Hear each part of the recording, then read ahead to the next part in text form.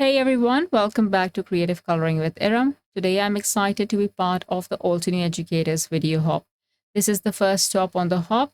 The theme this time is Harvest Hues, and we are diving into gorgeous autumn tones or creating autumn themed projects. Naturally, I went with my favorite seasonal palette, Autumn Hues, and gave my project a vintage twist.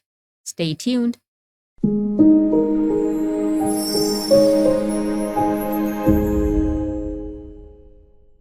I'll work with the Mini Delight Afternoon Delights stamp and die set. Now this is a small stamp set, but don't let that fool you. You can create some really incredible things with it. I'll start with a 5x7 hot pressed watercolor cardstock, trimming it down to 4x5.5 for my card front. If you want, you can create a mask for stamping, but today I'm taking a different approach where masking isn't needed. I'll pop my panel into my stamp wheel and use Obsidian pigment ink for a crisp gold image. I'm starting in the top right corner, and as always, you can stamp the image multiple times for that perfect sharp look. If you want to emboss it, go for it, but since I'm going for a more vintage faded look, I'll skip that step.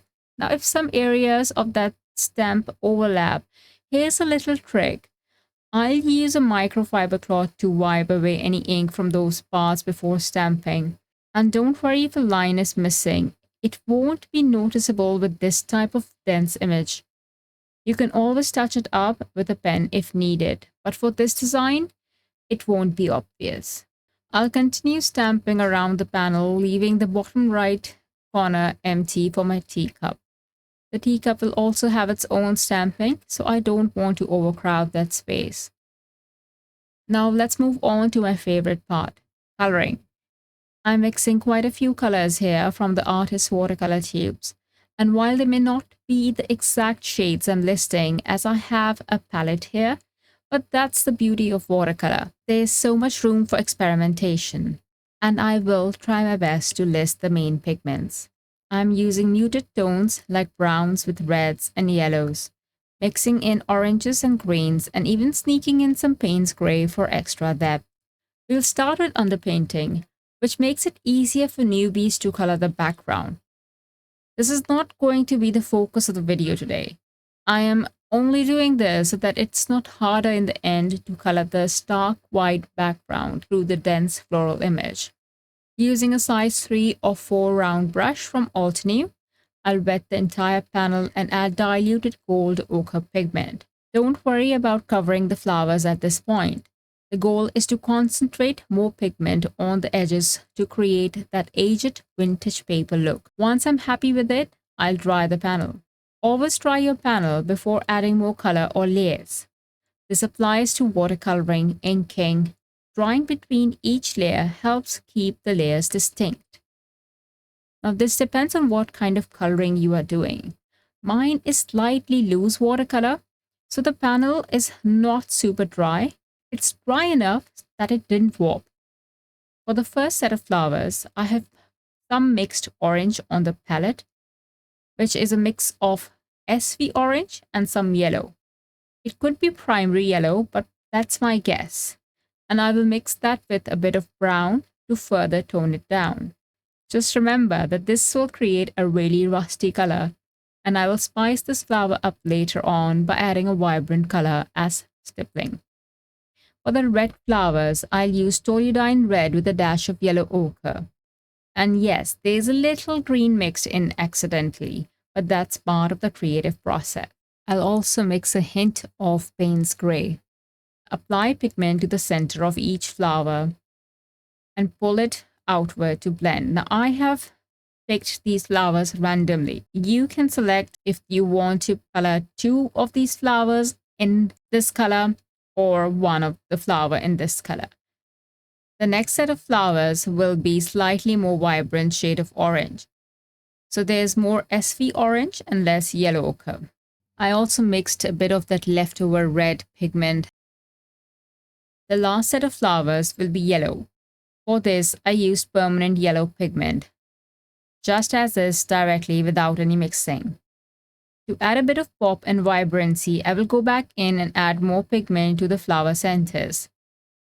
The reason I'm doing this is because I will darken the background too, and the flowers won't be visible otherwise. If you prefer a lighter look, you can skip the extra depth and move on to the leaves.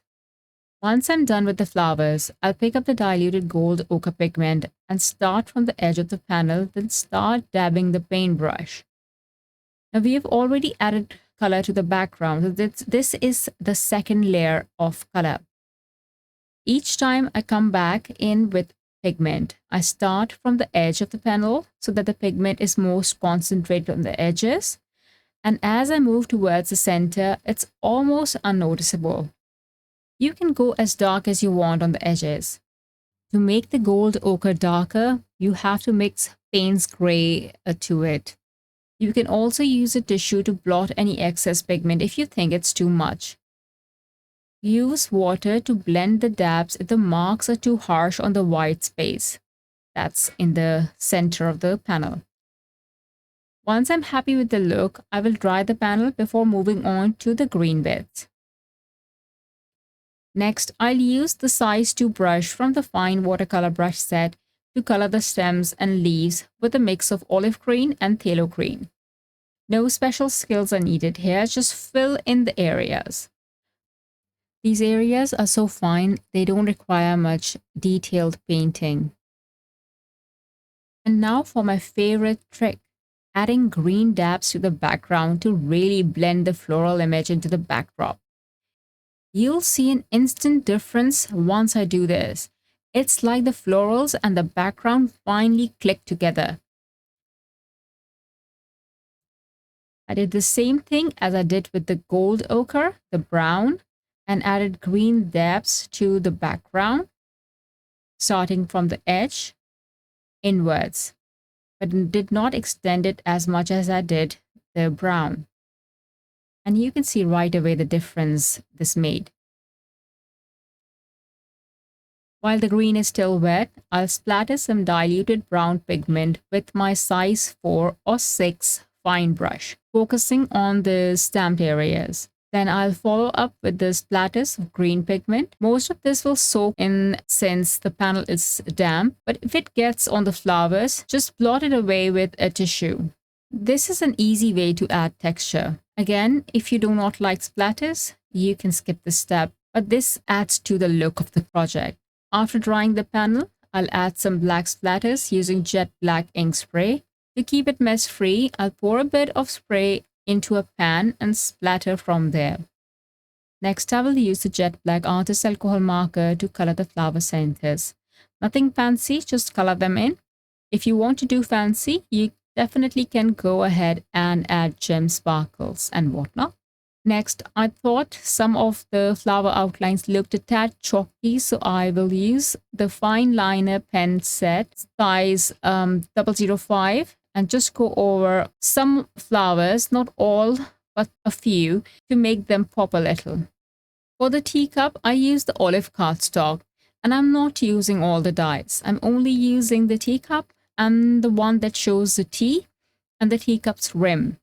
For both the tea and the rim, I used chamomile cardstock.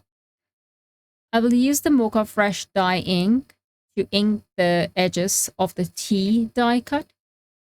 I will then partially stamp the flower on the teacup with embossing in and emboss it with antique gold embossing powder. I went back and die cut another layer of the rim die cut because I don't know where mine went while I was working. But it doesn't matter what cardstock you use to cut it, but since I wanted an antique look, I used a gold marker to color the die cut and then adhere the tea die cut over it. Then I will add some dots over the cup with the same marker so the flower doesn't look odd. I did the same with another card I made using this set. I do like adding dots just so the stamping doesn't look that it ended abruptly. Next, I used metallic watercolor 14 pan set to add gold splatters. And if you really dilute this watercolor and add more of it, you will be able to see it as shimmer instead of gold watercolor pigment. So that's what I did too.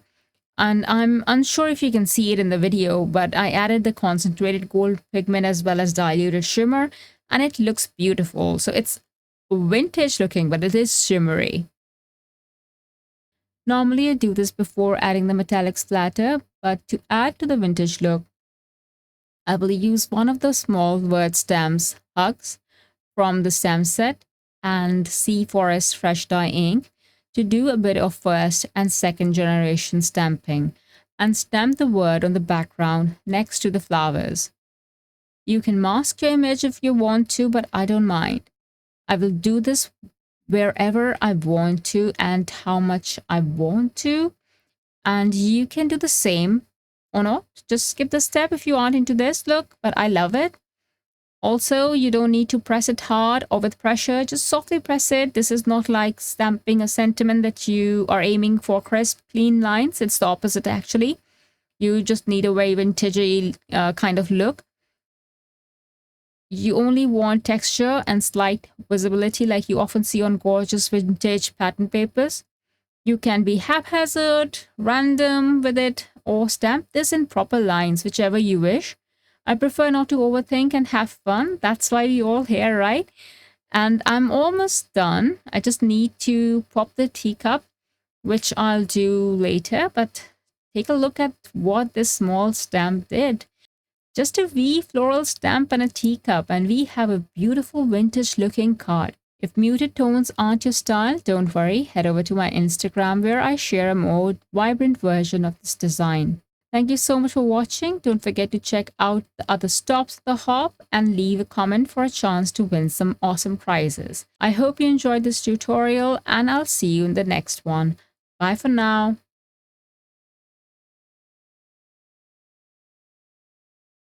Hello there! Did that video just spark your creativity? And do you want more project ideas and inspiration videos too? Well, if you do, please make sure that you subscribe to the Altenew YouTube channel. Also, make sure that you do click that notification bell so you don't miss a video. Thanks so much for watching. Bye bye!